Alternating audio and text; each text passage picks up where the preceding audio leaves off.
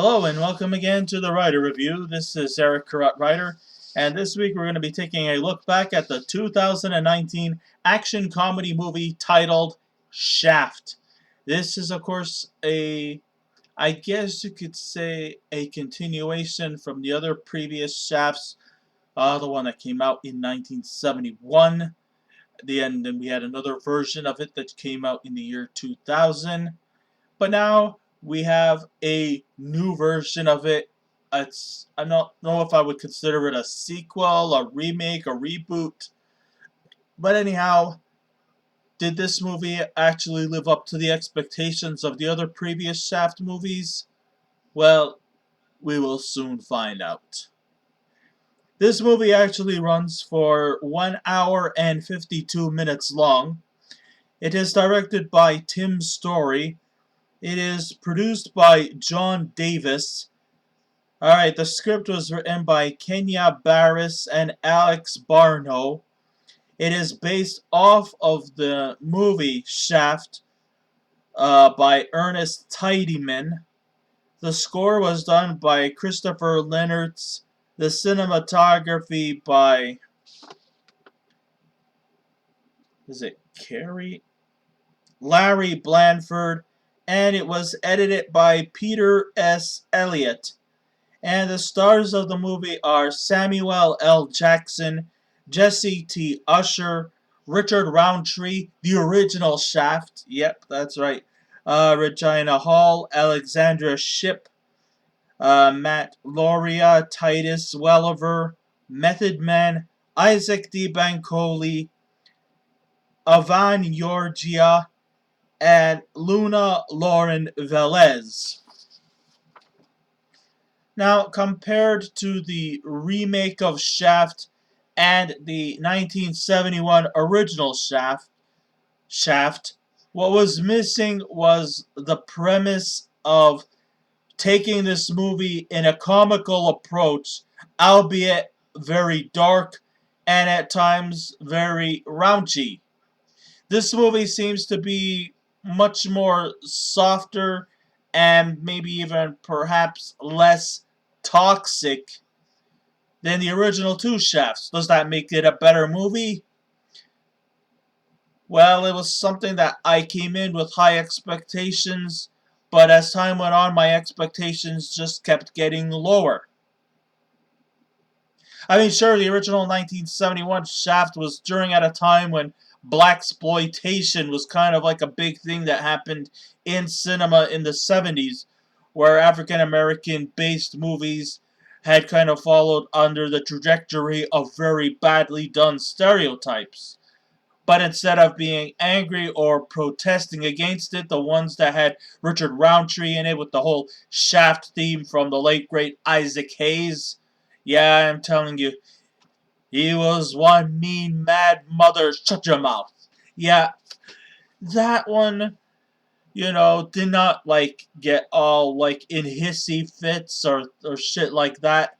No, it actually embraced upon it. It looked upon it as in whatever. You want to exploit me? Exploit me. No hair off my back. And then you get the 2000 version, which kind of almost wants to play off like a African American version of James Bond. With the spy elements, the espionage, the colorful villains.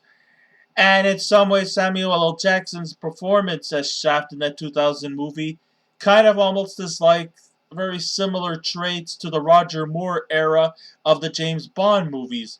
Light on humor, a little bit raunchy at times, but also very provocative and fun to watch. Unfortunately, this movie kind of loses its machismo, but also at the same time, it also loses its fun and spontaneity in this to give it a more watered down, much more something to more or less appease to the millennials, while also at the same time, it also seems to exploit and somewhat poke fun at, a millennial and their frame of mind. I mean, they did that with the whole black exploitation in the 70s. And then in the 2000 version, they were taking jabs at Gen X people. My kind of people, the Generation X. And then we go to today with the millennials and their frame of mind. And now they're doing the same thing here than what they did with the 2000 version and the one even going far back as 1971. So, in other words, no generation is safe from the hands of Shaft.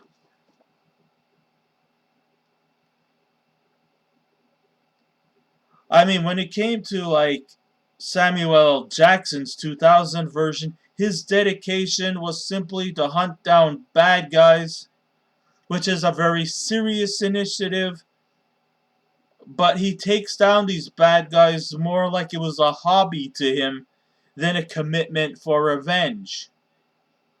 I mean, he practically will just beat down bad guys and still keep a smile on his face and just kind of remains cool and laid back about it, even though the guy kind of like constantly puts his life at danger. But then again, John Shaft is the kind of guy who laughs in the face of fear. I mean, he even went so far as to take a police badge and hurled it across the room like a ninja star as it got stuck there on the wall. So now we cut to 19 years later. It's good to see Samuel L. Jackson back as John Shaft Jr., and once again he is fighting crime and stealing kisses from the ladies. Now here's where things start to get a little bit problematic with the whole cross generations. We got the Richard Roundtree Shaft, which kind of appeased more towards the baby boomers. The 2000 version with Samuel L. Jackson seems to like cater more towards taking jabs at the Gen X generation. And then you got Jessie Usher's version, which kind of like is sending out a message across to millennials. Alright, so the film itself has a bit of mixed feelings about it. So we start the opening scenes in the year 1989, where being macho and a bit misogynistic was appropriate at the time. Yes, at one time, it was okay to be toxic back in the 80s. These days, of course, it's frowned upon because, let's face it, it's just not appropriate anymore to be, you know, macho and toxic. And, you know, looking at yourself or high above everyone while putting everybody else down as inferiors. Well, that's just not tolerant anymore. But back in '89, it was like that. That's just how culture was back at the time. Misogyny, yes. Back in '89, you want to attract ladies, you'll probably do something stupid like wolf whistling. You know, the whole.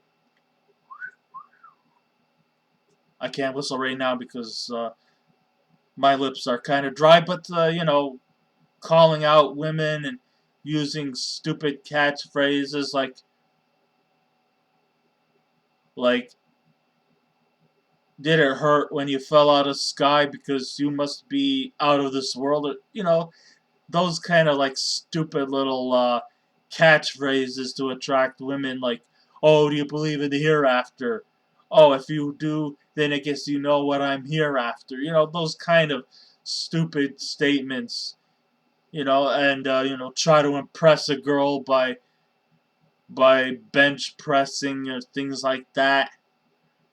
You know, maybe even doing a sexy, seductive dance.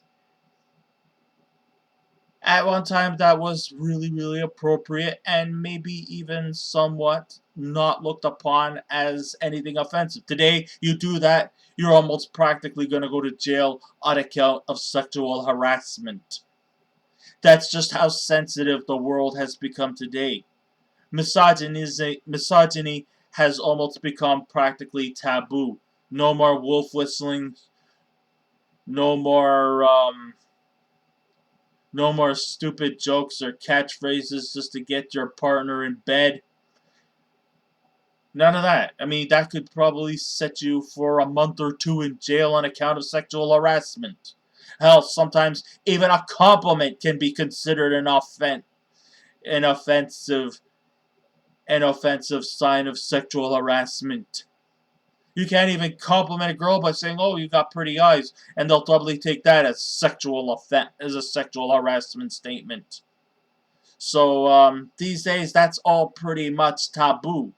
You just can't do that anymore. You were probably able to do that back in the 80s, but then again, the 80s society was a lot more lenient than it is today, whereas catchphrases or wolf whistles or even some kind of petty compliment like "you got nice hair," people will take that as sexual harassment. So it's kind of best to just stay your ground and pretty much almost not say anything. Maybe just even a simple "hello, how are you, have a nice day," and that's it. Anything else is deemed as an offense. But still, Shaft still has his views and the way he sees the world. It's like as if the decades have never changed. If you've lived in the 70s, it's no different than living in the 80s. If you're living in the 80s, it's not any much different than living in the 90s, and then the 2000s, the 2010s, and the 2020s, and so forth. I mean, if he was still living in the 2020s, he would be just walking into a store casually without wearing a mask, without getting any kind of like repercussions from a manager, a CEO, or a fucking Karen.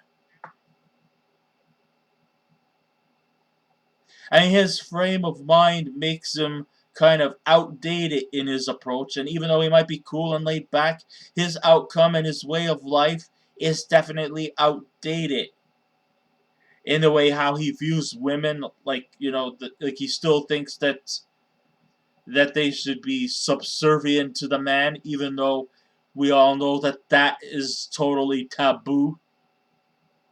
He still thinks all Islamic people are terrorists, like we're still living in 9/11 fear.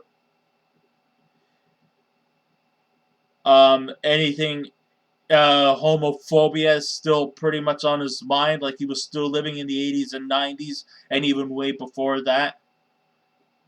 I mean, he'll still call anybody who's gay or anybody who he thinks are gay, and would still continue to label them as faggots. But that's just, how he thinks, and his approach might be outdated, and it might seem very offensive to the people who watch this movie. But does that necessarily mean he's out of date himself? No. He just lives like the whole world has never changed, and that it's still the same, and that people still have the same kind of frame of mind today as they did 10, 20, 30, 40, 50 years, and so forth. Even the action scenes are reminiscent to 3 decades ago, when Arnold Schwarzenegger, Sylvester Stallone, Jean-Claude Van Damme, and Steven Seagal ruled the screens in the action genre. And, even though it does bring back kind of a little bit of nostalgia to all those who grew up with these action films that came out in the 80s and 90s, um, it might be a bit outdated, but it's still, very effective in its storytelling, meaning that we could still have a little piece of 80s, 90s, 2000s nostalgia injected into our modern day ways of thinking. The arsenal of weaponry is quite impressive, especially when you go into the original Shaft's wardrobe, which is filled with tons of ammunition. Almost like one of these, boy, you have a lot of stuff, but in his frame of mind, you can never have enough. And the shootouts in this movie are quite brutal and intense. And if you actually sat in a theater, you could actually get the full effect in your ear, and it works out quite splendidly. Even the cops portrayed seem to take a backseat while just letting the chaos run its course after the villains have been taken down. In this movie, practically the cops are pretty much almost like pushed aside, and it's just basically up to the Shaft legacy to just bring all the baddies down to justice, since the cops just can't seem to do shit all. But of course, it probably has all this whole defund the police type of frame of mind, and just let these PI assassins just do the job while the police could just sit back and enjoy their coffee and donuts.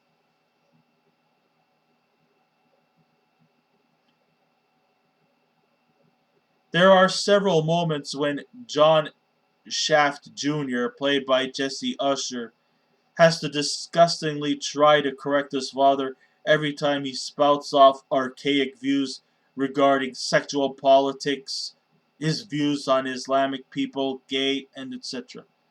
This movie definitely does, and it's not to say that John Shaft Jr. was a weak individual, but because of the fact that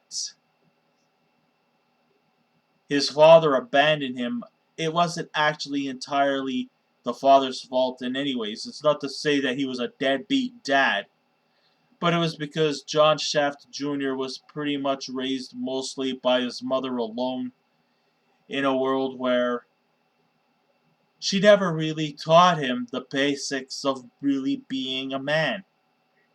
I mean, the way he acts, the way he talks, might somewhat be in that same trajectory of being almost practically,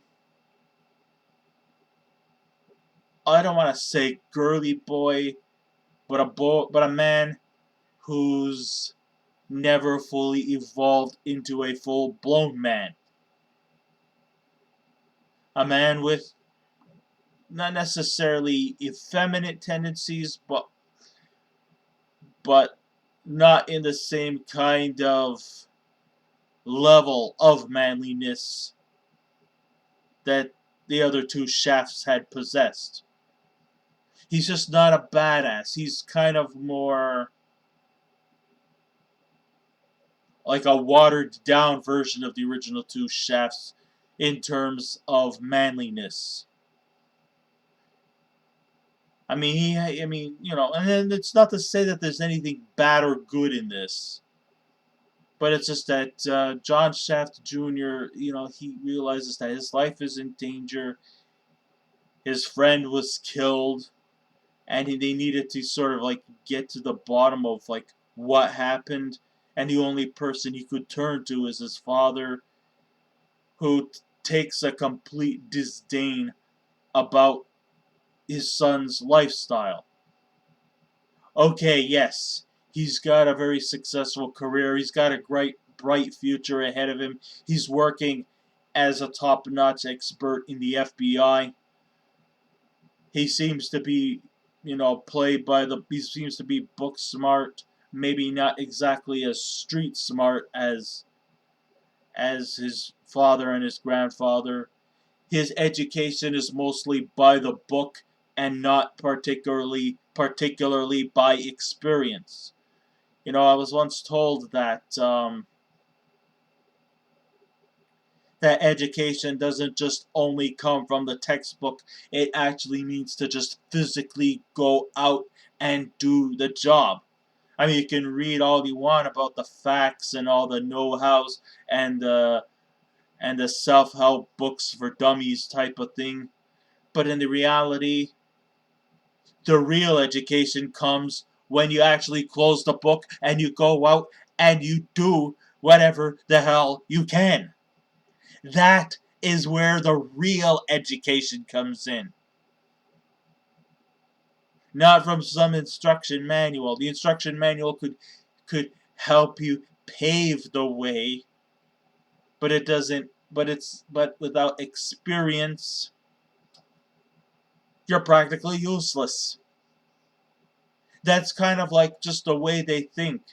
And in a way, maybe John Shaft Jr. might probably say that he should be, because he might be highly educated, he might be book smart, but in order to be part of the Shaft legacy, you mostly have to be street smart, which is something that maybe the other two Shafts were really known for, but this newer version seems to be more interested in being top priority book smart.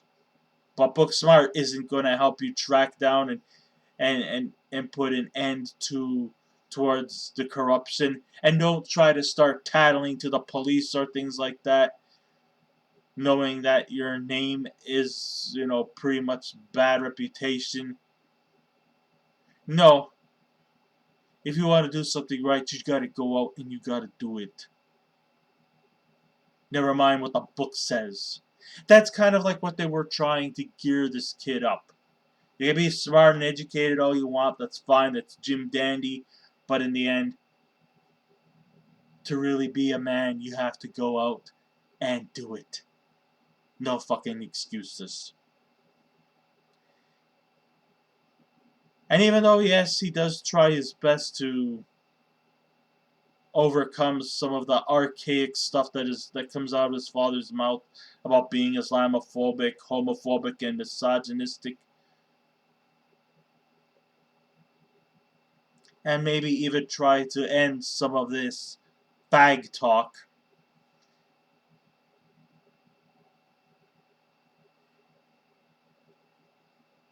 In the end, though, maybe even he might take a backseat of that too. So Papa Shaft is still the cool customer to the point of being so untouchable that he can walk casually into oncoming traffic, fully aware that cars will stop and give them the right of way. It's like as if you were a Shaft, you're practically going to get people are going to stop for you to cross the street. I mean, I think the Shafts kind of like have a way of just getting whatever they want. They can easily, casually walk into a store without a mask or social distancing or even putting hand sanitizer if there was a more modern day take, a 2020 take, or a 2021 take of Shaft. He could probably get away with anything. Oh, while we all have to be forced to wear masks and physically distance and hand sanitize, John Shaft could just walk in almost unscathed. And you know what? Nobody can do a fucking thing about it. That's just who he was. Sometimes makes me wish I could just change my last name. Become Eric Kurut Shaft. But unfortunately, I gotta face the realities in the world. And I gotta be like all the rest of us. Because we are all programmed to act that way, think that way, and believe that way. But not him. He could get away with anything. Hell, oncoming traffic. Even though they have the right of way to go, but when Shaft wants to cross the street, they will stop and they will let him go through. They may not know he is a street legend from Harlem. They just know when to stop for fear of being accused of vehicular manslaughter. I mean, there's no denying that Shaft is an absurd movie. However, it does not have any apologies to admit that. One of the best inside jokes came from the fact that John Shaft II in 2000 was the nephew of the original John Shaft I, played by Richard Roundtree, which still seems a little bit odd. That how did they go from nephew to uncle, and now we come to this movie, John Shaft II and Shaft I are now father and son. At the end of the 2000 movie, they're uncle and nephew. Why can't they just be brothers? And I don't mean like in, yo, what's happening, my brother? No, I mean actual sibling brothers. I mean, being the fact that both Richard Roundtree and Samuel L. Jackson are both born in the 1940s, so they're baby boomers. Richard Roundtree was born in 1941, and Samuel L. Jackson was born in 1948. Shouldn't they just be brothers? That would make sense, would it? Of course it would. There's a 7-year age difference. Hey, my brother and I are 7-year age differences. That would make perfect sense, would it? Of course it would. But 1 minute in the 2000 movie, they're uncle and nephew, and now we come to this movie, they're now father and son. In this reboot, yeah. Well, and like I said, with the age difference between Jackson and Roundtree, they should have either made them as cousins or brothers, being that they are 6 years apart in age. So the three generations of Shaft definitely joined forces to take down a barrage of criminals that hide out at a war veterans center, a mosque, and a supermarket to carry their illegal activities. The human drama comes into familiar territory as JJ, who in spite was generally raised without his father being around, has managed to get by in life successfully. I mean, he graduated from MIT and has landed a successful job as an analyst for the FBI. So this kid's life is like fully planned, and it's like, and he's pretty much onto onto a road of great success. Now we should be proud of him. But unfortunately, in this movie, they're ensuring that with all the success that he has, there's really very little to be proud of. Oh, fine, hey, he's educated. Oh, he's got a cool job. But look at the way he dresses, look at the way he acts, and look at his ways of life. That's just not Shaft material, or like like Samuel L. Jackson or Richard Roundtree's version. So after the mysterious death of a friend, he recruits his father into helping him crack down the case, even though he is rightfully bitter about him. But then we come to confirm that Shaft did not on purposely not be in his son's life. His mother was the one who pulled him away from them so that she could raise him on his own. Which sometimes goes to the concern about a lot of African American children who are raised mostly by single mothers themselves, and how many of them don't really have a father in their lives. Because somehow, for some strange reason, single African American women tend to get a lot of benefits. I could be in trouble for saying these kind of things, but I'm just pointing the facts out. They get a lot of special benefits just for raising children on their own. Then, I mean, in fact, they get more credibility than even married couples. And it's not just African Americans, but also all cultures. But but especially African American single mothers, they get a lot of benefits from the government. So to actually say they're oppressed, give me a break.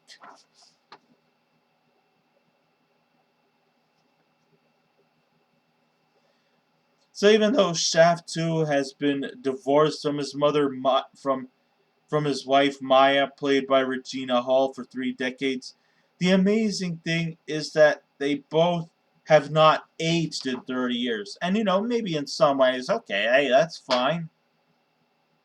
It's good that people do age gracefully.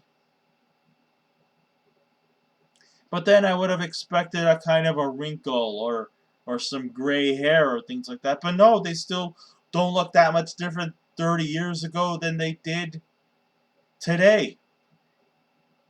I mean, you would think that after 30 years you would physically look different.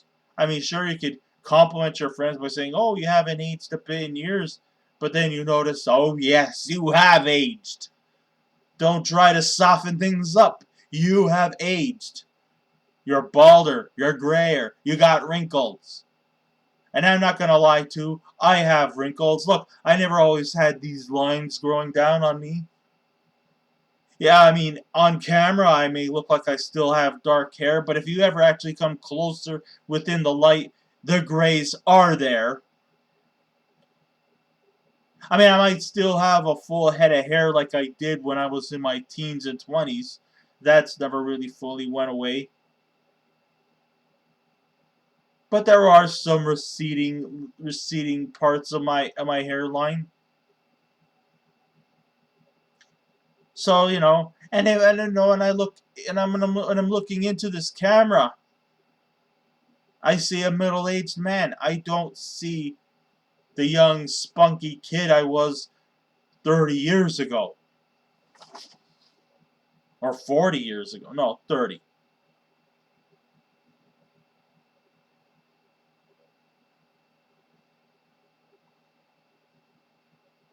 I mean, yeah, they're still both attracted to one another, much like JJ and his love interest, Sasha, played by Alexandra Shipp, but still remain platonic. On the plus side, though, there is a great energy in this reboot of Shaft, and it combines intense fight scenes and heavy violence throughout, and definitely a great deal of dark humor that was missing from the other two Shafts.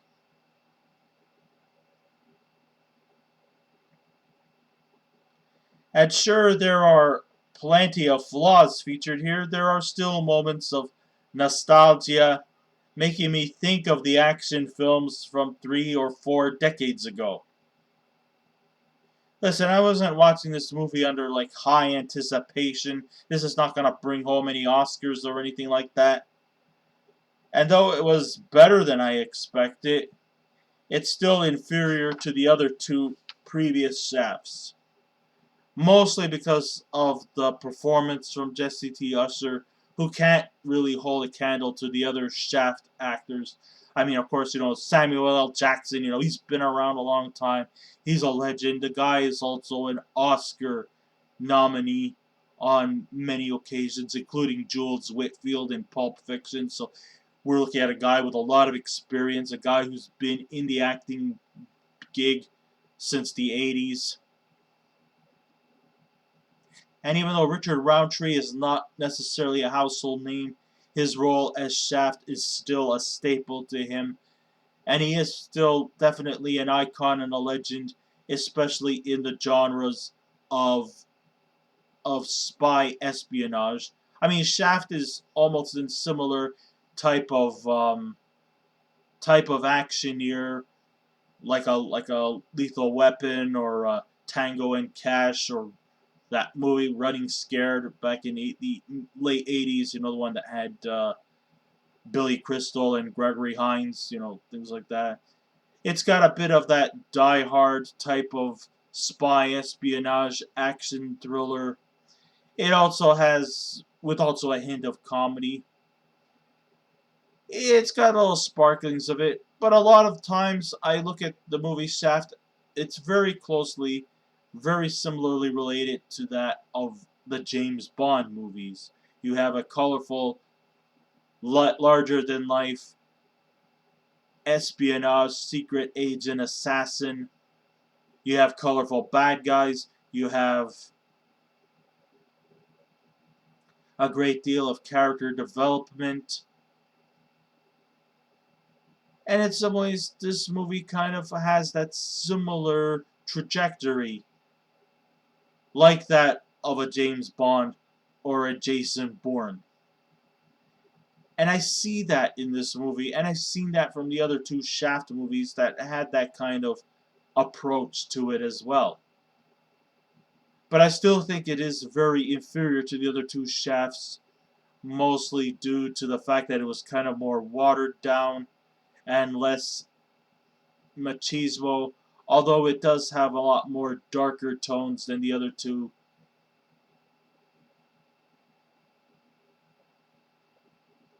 And yeah, that's pretty much what it is. So I guess you could say I would recommend you people to see this movie, but also at the same time, don't give your expectations up too high, or you probably will be disappointed.